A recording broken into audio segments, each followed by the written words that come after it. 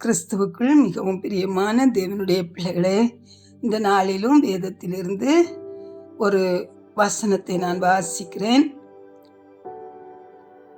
மறுநாளிலே தான் புறப்படும் போது 2 பணத்தை எடுத்து சத்திரத்தான் கையில் கொடுத்து, நீ இவனை விசாரித்துக்கொள், அதிகமாய் ஏதாகிலும் இவனுக்காக செலவழித்தால் நான் திருப்பி வரும்போது அதை உனக்கு தருவேன் என்றான். அல்லேலூயா, ஆமேன்.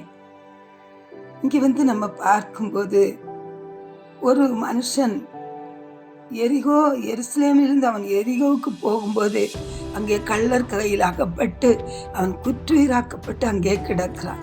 அங்கே ஒரு ஆசாரியர் வருகிறான், ஒரு லேவியன் வருகிறான். அவர்கள் பக்கமாக விலகி போகிறார்கள்.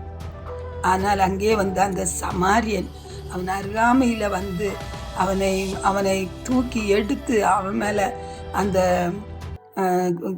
எண்ணெயும் திராட்சரசமும் வார்த்து அவனுடைய காயங்களெல்லாம் கட்டி அவனை தன்னுடைய வாகனத்தில் ஏற்றி அவனை கொண்டு போய் சத்திரத்தான் கையில் அவனை ஒப்பு கொடுக்கிறான்.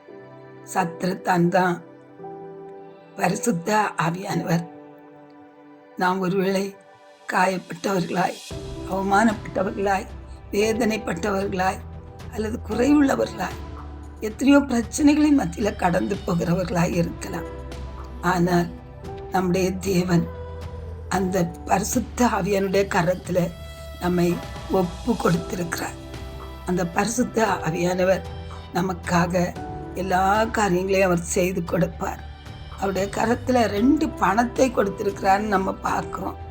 அந்த 2 பணம் நம்முடைய வேத புஸ்தகம், புதிய ஏற்பாடும் பழைய ஏற்பாடுமான அந்த 2 பணத்தை அதை கொடுத்து அவர் சொல்லுகிறார், நான் திருப்பி வரும்போது இவனுக்காக நீ அதிகமாக ஏதாவது செலவு செய்தால் நான் அதை உனக்கு திரும்ப தருவேன்னு சொல்லி. ஆமேன். நம்முடைய தேவன் திரும்ப வரப்போகிறார், சீக்கிரமாய் வரப்போகிறார். ஆகவே இந்த நாட்களில் வீணான கவலைகளுக்கு இடம் கொடாதபடி நாம் அவருடைய வருகைக்காக ஆயத்தமாவோம். அந்த பரிசுத்த ஆவியானவரோடு கூட இணைந்து நடப்போம்.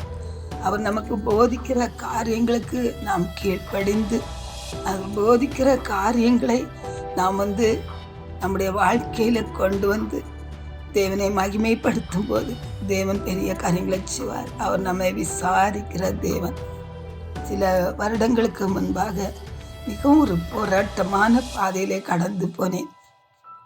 அந்த வேளையில் என்னுடைய மகள் ஒரு சொப்பனத்தை பார்த்து சொன்னாள், குறிப்பிட்ட ஒரு தேவ மனுஷன் உங்கள் மேல் கரங்களை வைத்து நான் உனக்காக எல்லாவற்றையும் பார்த்து கொள்வேன் என்று சொல்லி தேவன் சொல்லுகிறார்னு சொன்னார் அப்படின்னு சொன்னாங்க. எனக்கு ஒரே சந்தோஷம். என்னுடைய கவலையெல்லாம் போயிற்று. இந்த ஒரு வார்த்தை என்னை அப்படியே விடுதலை ஆக்கிட்டு பெரிய காரியங்களை செய்தது. ஆமென். அவர் நம்மை விசாரிக்கிறவர். இந்த வேதத்தில் உள்ள ஒரு வார்த்தையை அவர் நமக்கு கொடுத்துட்டாருன்னா போதும், நம்முடைய வாழ்க்கையில எவ்வளவு பெரிய சந்தோஷம். உம்மாலே ஒரு சேனைக்குள் பாய்வேன், உம்மாலே ஒரு மதிலை நான் தாண்டுவேன் என்று சொல்லி தைரியமாய் நிற்க தேவன் உதவி செய்வார். எல்லாவற்றையும் உங்களுக்காக பார்த்து கொள்வார்.